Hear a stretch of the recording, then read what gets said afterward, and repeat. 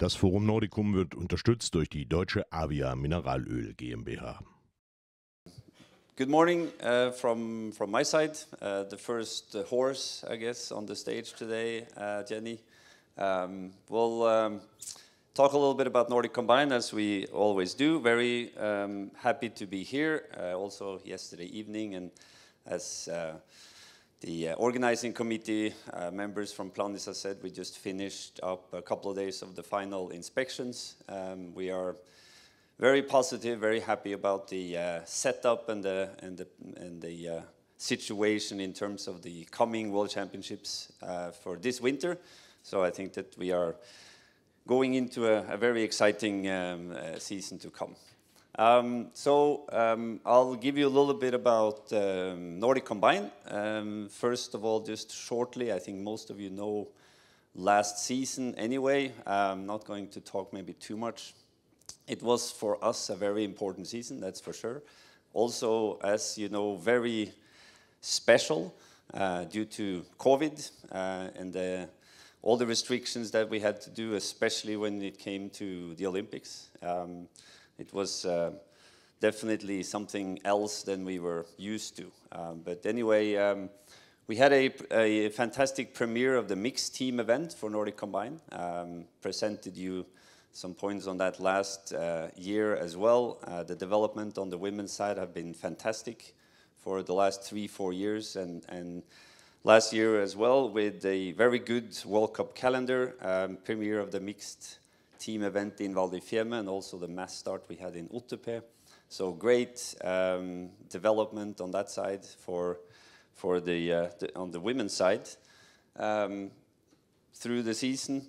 The men's, as you saw during the Olympics, I think we had, of course, from our side, one of the most exciting events that we've had in a long, long time, with not only the individual events, but all the events that we had in Beijing. We did, however, let's say, lose, unfortunately, some of our medal containers to COVID in the beginning.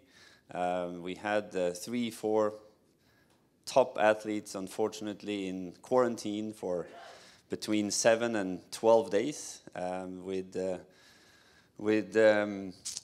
3 nations that definitely had goals of winning medals at the Olympics, but unfortunately their athletes, one of them being Erik Frenzel, sitting in quarantine, the other one, Jan Magnus Rieber, which you all know was the dominator of the season. So for sure that was a situation that was not that easy. But I think it was handled in a way, especially from the athletes and the teams, in a very, very professional way, even though sitting in quarantine for 10 days in a hotel in Beijing was not their dream of their Olympic experience. But I have to say that, take my hat off, and especially after the Olympics, coming back as well into the World Cup and keeping it going after that, I think was something that we appreciated. And everyone is good, everyone's healthy, and I think that's for sure the most important thing. Ending up in a World Cup final for the men's in Schoonach with only 1 World Cup point between the 2 top athletes of the season, with Rieber and Lamparter. So at the end, for the men's side, very positive, even though a difficult season. And the men's or the women's side, first of all, we had more or less a full season, and also here a dominator I guess in German at least, that was sort of the queen of Nordic Combine through the season with Gyda Westvold Hansen. But we also saw a very positive development, especially on the younger side. Also, especially here, some different nations on the podium, which of course is very, very important for us in terms of the future. So all in all, very happy with the development with that, having athletes from Japan, athletes from Slovenia especially. We are in Slovenia now, also one of the medal candidates for the coming World Championships on the women's side. Emma Volavsek is definitely a very positive signal for Nordic Combined, so looking forward to that. I think this is definitely something that maybe you have some questions, but if not, I can answer them before you throw your hands in the air. Olympics, that was the big and huge goal for Nordic Combined last season, to include the women into the 2026 Olympic Games. The IOC, shockingly for us, said no. They are not included for the 26 Games. Also, they reduced the quota for the men's from 55 to 36. So going into 2026, we have less athletes on the men's side, and we are not able to bring the women's in, unfortunately. A couple of main points that was given to us from the IOC is audience and participation. And these two specially points needs to be improved going into the next years to make sure that we can sort of go into this plan in 2030 with individual event, normal hill and large hill for the women's, and the mixed team event. So that's basically what we have set as our goal towards 2030 in terms of Nordic Combined. And then we need you, especially everyone in the room, when it comes to the first point, which is audience. Audience means media, it means TV ratings, interest, social media, clicks, articles, etc., etc. So Sophie will support you, and hopefully you will support her and Nordic Combined in the future as well, to make sure that we are building up in the way that we need to do going into the next phase of Nordic Combined. We also put up some main points that we will discuss next week, because this forum is a bit early. We haven't discussed all of these points within our committee, but there are definitely things we need to look into for Nordic Combined for the future in terms of how to develop, and especially those 2 points with audience and participation. So here there definitely are not all in, let's say, detailed forms, but we are looking into our formats, how to create and how to make sure that Nordic Combined stay and hopefully also develop the interest and the excitement in terms of our viewerships. The calendars are, of course, very important, and starting times not only for World Cup but also for World Championships and especially the Olympic Games is, of course, of huge importance for us, and are things that we will discuss and work on going into the next 3 years. The decision for 2030 will happen in 2026. So after the games in Milano Cortina, we are hoping that we are going in that direction. Also, a couple of other, let's say, concepts or working areas is a wax concept that we have worked on a little bit the last 2 years. Something also I think you know have been discussed in cross country is that we need to try to find a solution for us to level the playing field a little bit from the big nations to the smaller nations. So this is one thing. Equipment is another thing. How to make sure that not only the big nations are on top, but at least sharing the knowledge, sharing the know-how in terms of equipment is important for us in the future. And let's say Nations Helping Nations program, it's a working title, I guess. But of course, we have had meetings with all our nations in terms of how we can develop together in the next years. And the bigger nations are very open and very eager to support and help the, at the moment, smaller nations in Nordic Combined. So that's definitely a huge importance of us, or for us, to make sure that we will and hopefully will reach the goals going into the next seasons. So calendars, this is the women's calendar. I know, especially from row 3 and back, you're maybe not able to read. But anyway, this is the Women's Continental Cup calendar on this side and the World Cup on this side. And as you can see, it's a little bit of a weekend by weekend. The reason is, at the moment, a lot of our athletes are 16 to 21 years old, so they are both in Continental Cup and in World Cup. And so we need to try to find a good solution for that. Mixed in, of course, with the Junior Worlds and also the World Championships coming up in Planica. So a full calendar in this term for the women's, and with a mix of Continental Cups and World Cups. For the men's, a full calendar as well. Let's say in terms of new parts, if I go quickly back, I can say we are very happy to have all the way down here Oslo as the finals for the women's. First time that we will be together in Oslo with everyone. So it's a huge event that will happen there. The women's Nordic Combined will have one event. It's a old-time event, I guess, for those who knows Nordic Combined from the old time. We're jumping on Thursday morning or Thursday afternoon, and we're skiing on Saturday. And this is to make sure and able the whole setup for that weekend. But very happy to be in Holmenkollen for the finals for the women's. The men's have a full calendar, starting in Ruka as let's say normal, going through Lillehammer and the Scandinavian part before we go down to Middle Europe. We have our triple as normal, the highlight of the World Cup season, before Oberstdorf and Schonach in Germany, planning and preparing in for World Championships here in Planica.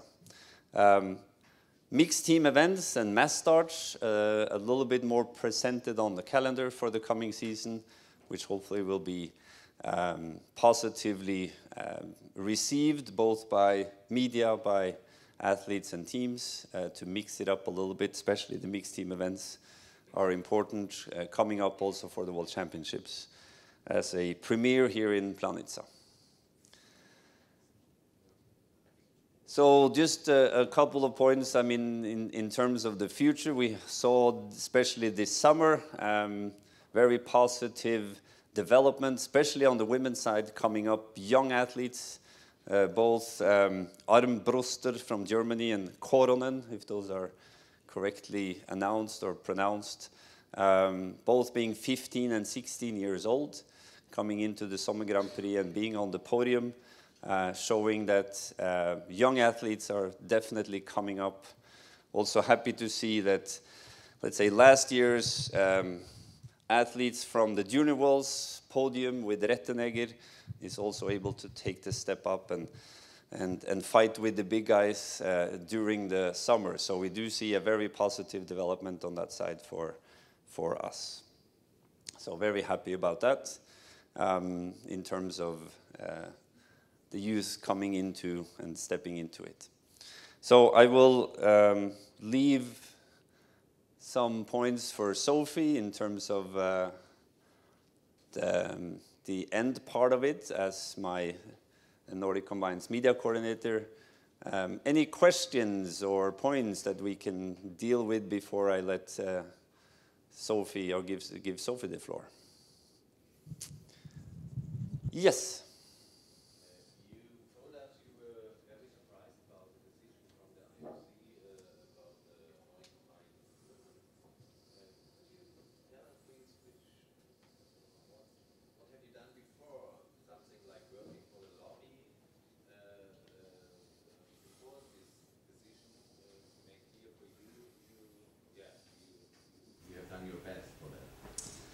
Yes, I can at least tell you a little bit. I mean, in 2014, I had a meeting with IOC together with that time with Sarah Lewis, who were our general secretary at that time. We were given 2 tasks from the IOC at the time, to stay and to to make sure Nordic Combined were in the Olympic program. And one of them would be on the men's side to bring more nations on start in the Olympics.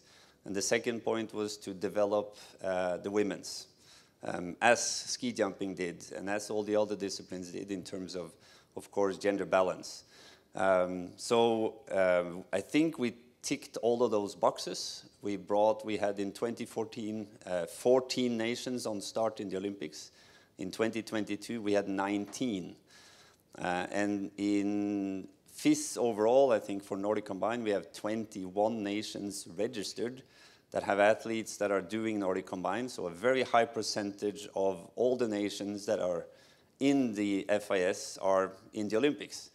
And we brought the women's side from 14. We had the Youth Cup as the first international event in Oberstdorf in 2014. And through Continental Cup, Junior World Championships, Youth Olympic Games in 2020, World Championships 21, we did feel that we had sort of done and ticked all the boxes that we were asked by the IOC to do. And in terms of the lobby and, let's say, the political setup, I'm not that much involved. That's more of a, let's say, leadership part in terms of council and IOC. So we did the application system as we should. We gave IOC all the documentation that they needed and asked for. So from our point of view, we had done everything we needed to do and also were asked to do by the IOC in 2014 until now. If we did enough, apparently not, because the decision was no. So for sure we are reviewing what we did and how we did it as well.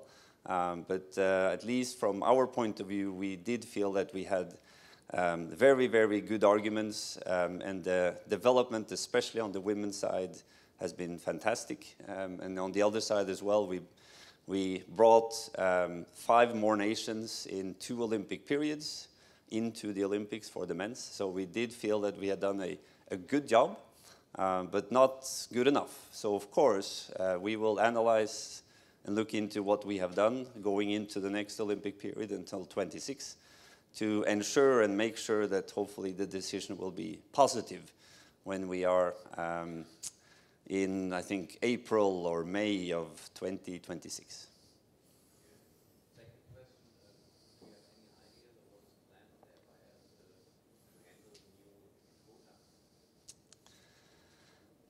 Yes, I do have an idea. It will definitely be difficult. I think my colleague from ski jumping is also in a little bit of the same boat in terms of the men's side, so he will talk about that later. But yes, we are in process of discussing this internally. We've already had one meeting with the IOC a couple of weeks ago together with Michel Viau was there, together with the sports director, and to really go into that, let's say, process. It will definitely be difficult because we are, of course, focusing on bringing as many nations as possible to the Olympics, giving everyone a fair chance. It definitely means less athletes from the bigger nations. So like Germany, Norway, Austria have normally had 4 or 5 athletes in the Olympics for Nordic Combined. With this quota, we are not able to do that. So we are definitely looking at a cut for basically everyone, and then we will have to find a good solution on the program. Team event, for instance, will be very, very difficult to be able to do with 4 athletes from nations, so we have to look into what we do there. Team sprint is a possibility, but as I said, we are in process of this together with Michel and Sandra internally, and we'll have good discussions with the IOC in the upcoming months. And I think next spring we need to have a clear understanding on and also the allocation system and how to make sure the quotas are, let's say, dealt with in this case. So I cannot give you a clear feedback on it at the moment. It's not decided. But it's definitely going to be a tough job, and also for all the national Olympic committees and nations, a tough decision for sure, bringing less athletes to the Olympics. Lasse, have you a financial solution for the decision that these big nations to work together with the smaller nations who pay for it, FIS or the nations, or? Well, I think it's more what we're looking for is more a cooperation between the nations. We have seen very successful cooperations, one being Norway with Estonia, another one is Germany and Swiss, and we have also Austria and Swiss supporting internally the teams or the nations.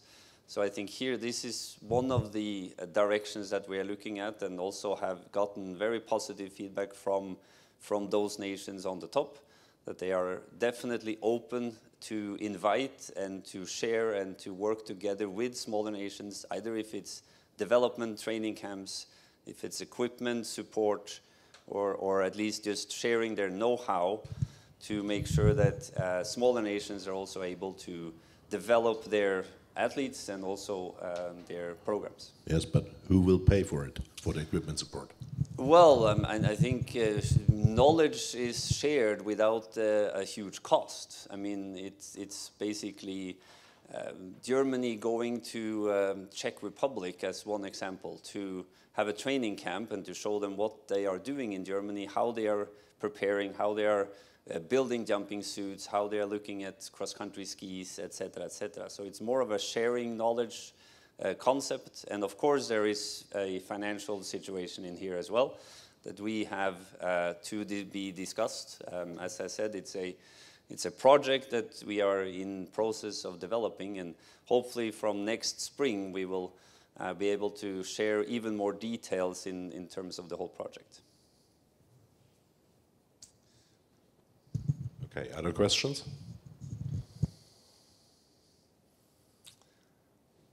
Then we have to say thank you. Sophie, I will bring Sophie Sophie up for a couple of points from her side. Thank you. Thank you. Thank you. Yeah, I will be fast. I will be quick.